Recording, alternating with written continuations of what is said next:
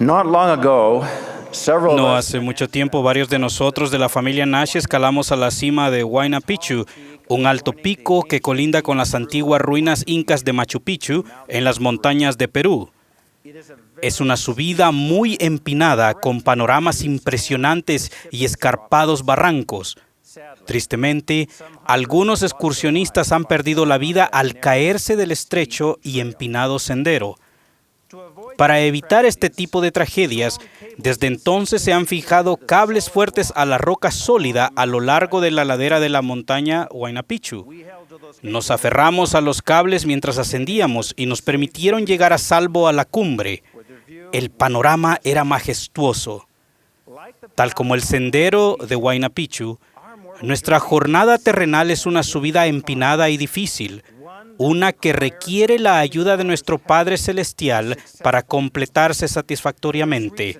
Por esa razón, Él estableció los principios y ordenanzas del Evangelio para conducirnos al Salvador y a su poder salvador. El primero de esos principios, la fe en el Señor Jesucristo, es como los cables del Huayna Picchu. Si se fija de manera fuerte y segura a la roca de nuestro Redentor, la fe nos ayudará a subir a salvo por el sendero del Evangelio, superar todo desafío de la vida terrenal y regresar a la presencia de nuestro Padre Celestial. Todas las cosas se cumplen por la fe. La fe es un principio de acción como de poder. No es tener un conocimiento perfecto de las cosas, de modo que si tenemos fe, tenemos esperanza en cosas que no se ven y que son verdaderas. Es una convicción que se obtiene por medio del aprendizaje y que nos mueve a actuar para seguir el ejemplo del Salvador y guardar sus mandamientos con espíritu de oración en momentos de sacrificio y pruebas. La fe nos da el poder del Señor que se manifiesta en la esperanza de las cosas buenas que vendrán, en milagros que confirman la fe y en la protección divina en asuntos espirituales y temporales. La vida de Anne Rowley, una pionera de la Iglesia, demuestra la forma en que el ejercer la fe impacta nuestra vida para siempre. La hermana Rowley era una viuda de Inglaterra que ejerció su fe para responder al llamado del profeta de congregarse en Sion. Era miembro de la compañía de carros de mano Willy, que enfrentó tormentas de nieves por el sendero en el otoño de 1856. Habían llegado a un punto en la que sus 7 hijos estaban literalmente muertos de hambre. Ella escribió: «Me dolía ver a mis hijos pasar hambre. La noche se acercaba y no había comida para la cena. Como siempre pedí la ayuda de Dios. Me arrodillé y recordé que tenía 2 galletas marineras duras que habían sobrado del viaje por mar. No eran grandes y estaban tan duras que no se podían quebrar. Sin duda no era suficiente para alimentar a 8 personas. Pero 5 panes y 2 pescados tampoco eran suficientes para alimentar a 5,000 personas. Sin embargo, por medio de un milagro Jesús lo había hecho. Así que con la ayuda de Dios nada es imposible. Encontré las galletas, las puse en la olla de hierro, las cubrí con agua y pedí la bendición de Dios. Luego le puse la tapa a la olla y la puse sobre las brasas. Cuando al poco tiempo le quité la tapa, la olla estaba llena de comida. Me arrodillé con mi familia y agradecí a Dios por su bondad. Esa noche, mi familia tuvo suficiente comida. Anne Rowley vivía el Evangelio con gran sacrificio personal. Necesitaba ayuda y la pidió en oración. Debido a su fe, estaba llena de esperanza y proveyó alimento para su familia milagrosamente. El Señor también la bendijo con la capacidad de importancia eterna de perseverar con fe hasta el fin. Aun cuando enfrentaba un futuro incierto, no exigió saber cómo iba a alimentar a sus hijos al día siguiente. En cambio, esperó pacientemente en el Señor y siguió adelante con esperanza, tal como el hermoso himno lo expresa. Divina luz, entre las penumbras alúmbrame. Oscura es la noche y lejos de casa estoy. Mi guía sé, Guía mis pies. No pido ver la escena distante. Un paso es suficiente. Nosotros también podemos ejercer ese tipo de fe en el Señor, creyendo y confiando que nuestro bondadoso Dios nos bendecirá con su milagroso poder adaptado a nuestra circunstancia, de acuerdo con su tiempo. Al hacerlo, nosotros también veremos la mano de Dios manifestada en nuestra vida.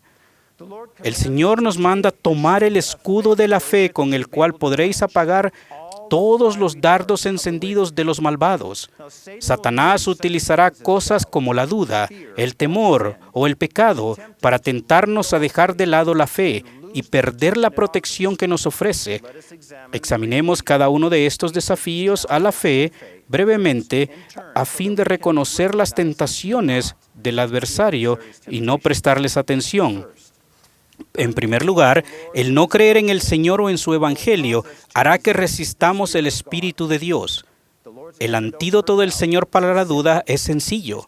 Tal como el rey Benjamín declaró, creed en Dios, creed que Él existe y que creó todas las cosas, tanto en el cielo como en la tierra. Creed que Él tiene toda sabiduría y todo poder, tanto en el cielo como en la tierra.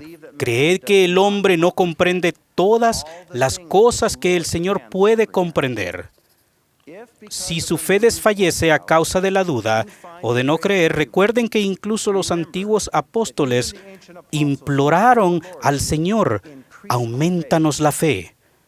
Teniendo en cuenta que la fe y el razonamiento son compañeros necesarios, consideren la siguiente analogía. La fe y el razonamiento son como las dos alas de un avión. Ambas son necesarias para mantener el vuelo. Si desde su perspectiva el razonamiento parece contradecir la fe, hagan una pausa y recuerden que nuestra perspectiva es extremadamente limitada en comparación a la del Señor. No desechen la fe, tal como no quitaría un ala de un avión que esté en vuelo. En vez de ello, nutran una partícula de fe y permitan que la esperanza que produce sea una ancla para su alma y para su razonamiento. Es por eso que se nos manda buscar conocimiento tanto por el estudio como por la fe. Recuerden que la fe precede a los milagros y los produce. Milagros para los cuales no tenemos una explicación inmediata, tales como una olla llena de alimento a partir de 2 pequeñas galletas, o sencillamente perseverar con fe contra viento y marea. Segundo, el temor distrae de la fe en el Salvador y la debilita. El apóstol Pedro fijó la mirada en el Señor una noche tormentosa y caminó sobre el agua, hasta que desvió la vista y vio el viento fuerte y tuvo miedo. Y luego se hundió en el turbulento mar. Podría haber seguido caminando si no hubiera tenido miedo. En vez de temer a los fuertes vientos, las olas de nuestra vida y de concentrarnos en ellos, el Señor nos invita: elevad hacia mí todo pensamiento, no dudéis, no temáis. Tercero, el pecado reduce la presencia del Espíritu en nuestra vida y sin el Espíritu Santo no tendremos el vigor espiritual para ejercitar la fe y sujetarnos a ella. Es mejor ejercitar nuestra fe para no tocar el don malo, ni la cosa impura, y para ser diligentes en guardar todos los mandamientos, no sea que os falte vuestra fe y triunfen sobre vosotros vuestros enemigos. Si el pecado ha manchado su vida, les invito a que ejerciten fe para arrepentimiento, y el Salvador, mediante la expiación, purificará y sanará su vida. Hermanos y hermanas, de acuerdo a nuestra fe, el Señor cumplirá sus promesas y trabajará con nosotros para que superemos todo desafío.